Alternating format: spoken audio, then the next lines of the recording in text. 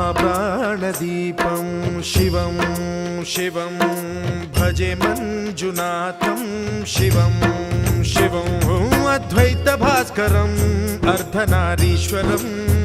त्रिदशहृदयङ्गमं चतुर्दधिसङ्गमं पञ्चभूतात्मकं षट्शत्रुनाशकं